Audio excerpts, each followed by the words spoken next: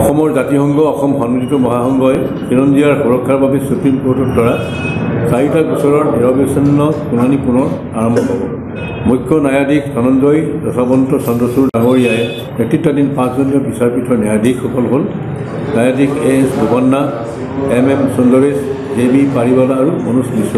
এই সাংবিধানিক বিচাৰপীঠে চূড়ান্ত কৰিব বিদেশী চিনাক্ত কৰাৰ ভিত্তিবছৰ সংবিধানসন্মত 1951 হ'বনে বাংলাদেশৰ স্বাধীনতা ঘোষণাৰ তাৰিখ 1971 24 মাৰ্চ হ'ব। লগতে অবৈধ বিদেশী সন্তানৰ নাগৰিকত্ব, নাগৰিকপঞ্জীৰ ভিত্তিবছৰ ইত্যাদি বিভিন্ন বিষয়ত চূড়ান্ত সিদ্ধান্ত হ'ব। উল্লেখযোগ্য যে প্ৰাক্তন মুখ্য ন্যায়াধীশ ৰঞ্জন গগৈয়ে 2019 চনৰ 13 আগষ্টত দিয়া ৰায়দানত মহাসংঘৰ গোচৰৰ ভিত্তিত সাংবিধানিক বিচাৰপীঠে দিবলগীয়া ৰায়মতেই অসমৰ নাগৰিকপঞ্জীৰ ভিত্তিবছৰ চূড়ান্ত হ'ব বুলি ঘোষণা কৰি গৈছে বুলি মহাসংঘৰ কাৰ্যকৰী সভাপতি তথা প্ৰধান গোচৰীয়া মতিউৰ ৰহমানে সংবাদ মাধ্যমত কয়। ভাৰতৰ ক্ৰীড়ামন্ত্ৰী অমিত শ্বাহে 2024ত নাগৰিকত্ব সংশোধনী আইন 2019 কাৰ্যকৰী কৰিব বুলি ঘোষণা কৰা কাৰ্য আদালত অৱমাননাৰ ঘটনা বুলি অভিহিত কৰে মহাসংঘই। বিচাৰাধীন বিষয়ত মন্ত্ৰীয়ে এনে কথা ক'ব নোৱাৰে। অসম তথা ভাৰতৰ বিভিন্ন ৰাজ্যৰ নাগৰিকত্ব সংশোধনী আইন 2019ৰ বিৰোধিতা কৰি ধৰা 30তকৈ বেছি গোচৰ সুপ্ৰিম কোৰ্টৰ মুখ্য ন্যায়াধীশৰ বিচাৰপীঠত বিচাৰৰ বাবে আছে। মহাসংঘৰ 1415/2019 নম্বৰ নাগৰিকত্ব সংশোধনী আইনৰ বিৰুদ্ধে ধৰা গোচৰটো মুখ্য ন্যায়াধীশৰ বিচাৰপীঠত আছে। কিন্তু মহাসংঘই এই আইন আনিবলৈ 2016 চনত ঘোষণা কৰা জাননীখনৰ বিৰুদ্ধে 2016 চনতে ধৰা 68/2016 নম্বৰ গোচৰটো ন্যায়াধীশ ৰহিণ্টন হলি নাৰিমন আৰু ন্যায়াধীশ ৰঞ্জন গগৈ দুজনীয়া বিচাৰপীঠে 2016 চনৰ 10 মাৰ্চতে 5জনীয়া সাংবিধানিক বিচাৰপীঠলৈ প্ৰেৰণ কৰিছিল।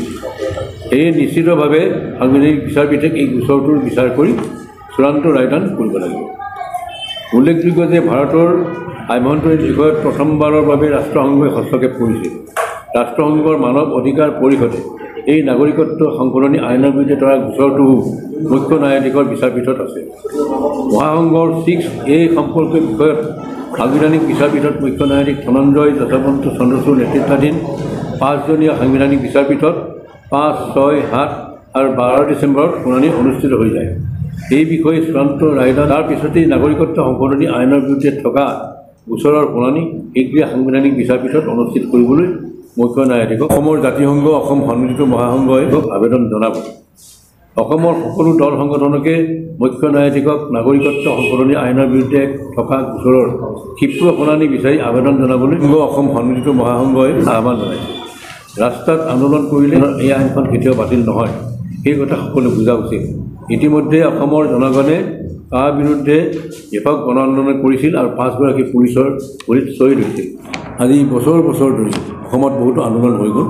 অসমৰ খিলঞ্জীয়া মানুহৰ কাৰণে যিমানখিনি আন্দোলন হৈছে গোটেই আন্দোলনবিলাকেই এক প্ৰকাৰ প্ৰায় নিষ্ফলতাত পৰিণত হৈছে।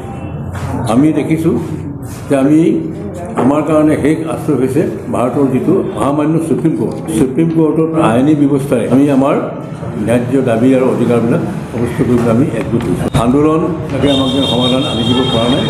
আমি ভাবিছোঁ আমি মহামান্য সুপ্ৰিম কোৰ্ট তথা ভাৰতৰ সাংবিধানিক ব্যৱস্থাত আমি আস্থা ৰাখি আমি শেষ আশ্ৰয়স্বৰূপে ভাৰতৰ সংবিধানৰ আৰু ভাৰতীয় ন্যায় ব্যৱস্থাৰ যোগেদি আমি আমাৰ অসমৰ খিলঞ্জীয়াসকলে আমি আমাৰ অধিকাৰ সাব্যস্ত কৰিব পাৰিম বুলি আমি আশা ৰাখিছোঁ।